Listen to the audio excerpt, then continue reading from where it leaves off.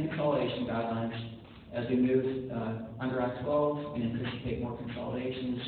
We just want to put guidelines in place just to make sure that counties are informed to make a good decision. They have a plan in place for a successful completion of those projects, and they'll know what they can expect the fund to cover and what they may have to.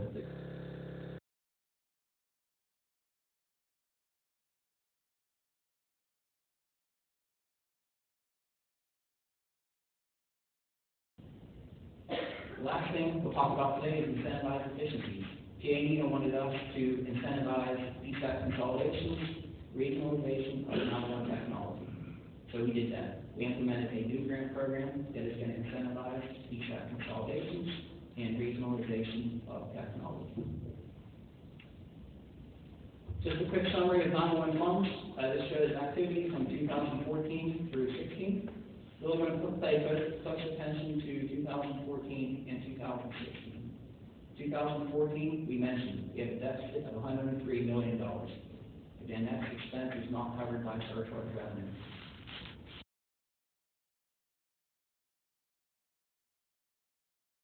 Formula distribution. So under Act 12, there is a uniform surcharge of $1.65. Those funds come to the state. Every quarter, we disperse 83% back out to you.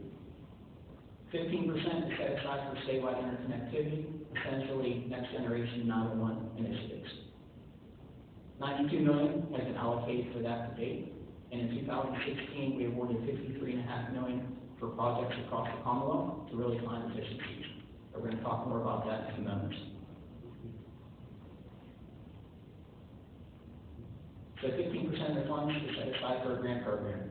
Our approach to the grant program is we're still working out the requirements for our next generation 911 system, still developing the plan, the implementation plan. Our inventory showed we had aging infrastructure, so we wanted to address that until we get our plan in place. We focus on PSAP consolidations. We focus on broadband connectivity. With broadband connectivity, counties can actually share 911 systems. In the past, everybody has had to buy their own phone system, their own CAD system, their own logging recorder. Advances in technology, if the broadband connectivity is there, counties can share system resources. A good example is in 2016, one of the projects we funded was a 10-county connectivity project. We connected 10 counties in the Northeast. There were 4 counties that needed to basically replace their phone systems. We took with the broadband connectivity in place. We used an existing phone system in Monroe County to address those needs instead of those other 4 counties buying a new system. Those are some of the things that we can do.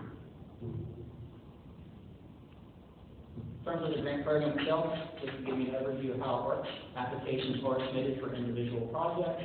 The application must contain a project work plan. Milestones, timeline, budget, that's very important. Reason being, counties must track each project individually, your revenue and expenses, and to make sure that you have working capital to do these projects, make sure you can actually do them, we're going to advance you fund by your milestones in your project work plan. Exception is the last milestone. It's going to be on a reimbursement basis. Reason being, at the end of the project, we want to get to a net zero. Anything left over will be deobligated, and we'll put it back into the 15% pot for future projects. Eligibility, just some things that the county commissioner just to make you aware of for these projects. The funds must be spent on eligible costs. The grant program is not a reimbursement program. We're looking ahead, looking to fund new projects, new costs.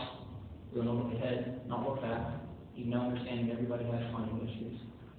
And the funds must be spent on the approved project work plan, project budget. There can't be any reallocation on those funds for another purpose. If you do receive an award and you decide you can't do them, just let us know. We'll be obligated to those funds. We'll put them back into the 15% pot to be used for other initiatives for other counties. 2016 is our first year under the grant cycle. We did a lot of great projects, a lot of great progress across the Commonwealth. We had $57 million available. We awarded $53.5 million for 34 projects. We supported PSAP consolidations. Columbia and Montour, they did a fantastic job consolidating PSAP operations. We supported Snyder and Union counties. We're going to help facilitate that. And also the Lehigh Valley, City of Allentown, and the Lehigh County, and Bethlehem, and Northampton County. We We maintain existing emergency service broadband connectivity in the northern interior. 10 counties are connected. We maintain that network. In the southwestern part of the state, 14 counties are connected. We maintain that. And we also established new broadband connectivity for emergency services all across the Commonwealth. Northeast, North Central, South Central Mountain regions, Southeast, and South Central. Did a lot of good things with this money in 2016. As I mentioned, with this broadband connectivity in place, now counties have the opportunity to share these 911 systems. You no longer have to buy your own. Some of the things we worked on. We wanted to specify our priorities, our goals for the 17 cycle. We wanted to set specific priorities, and we wanted to provide guidance on the types of projects we are looking to fund, and we did that. Good partnership with our counties, advisory board. Our goals were complete consolidation, complete feasibility studies for new consolidations. So essentially, the consolidations in progress, Snyder, Union, Columbia, Montour, we want to complete those.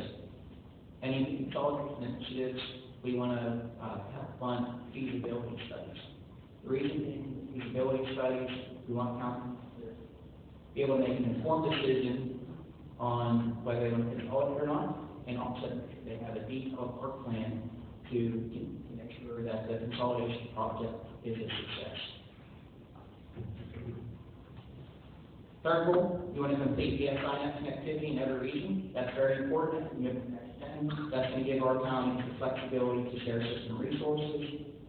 Goal number 4, this is new for 2017, GIS. I cannot stress enough that GIS is a critical piece of next generation 911. It is going to take much coordination between the state, the county, and the local level to make sure that we have accurate GIS information as we move to next gen. The reason being, we need an accurate address to know to locate caller, and also to dispatch appropriate emergency response. And then finally, shared resource projects. We definitely wanted to focus on that as well to find those cost efficiencies. 2017 priorities, just a quick recap. We had 4 priorities in 2016. For this year, we focused on 13 specific items. The consolidations, broadband connectivity, we want to maintain. We want to enhance those networks where it's needed. And we also want to establish new connectivity where there isn't broadband connectivity in the Commonwealth. GIS, we wanted to focus on 3 things. We want to support your efforts to determine your needs to operate in a next-gen environment. Regional GIS status projects. There's a very nice project going on right now in the southeastern part of the state, in particular Chester County. We want to help replicate those kind of projects in other regions of the state. And then finally, addressing readdressing initiatives. This is going to be a major problem for counties as we make this transition to next generation 911. Columbia and Montour, I'm sure Montour County can attest to that. Through their consolidation, they ran into a number of addressing issues. Speaking with their 911 coordinator, they handled that issue tremendously. They got the local communities involved, they got the public involved, and they were able to work through all their addressing issues. It's a tremendous approach. And I believe many other counties are going to face these issues as well as we get to next generation 911.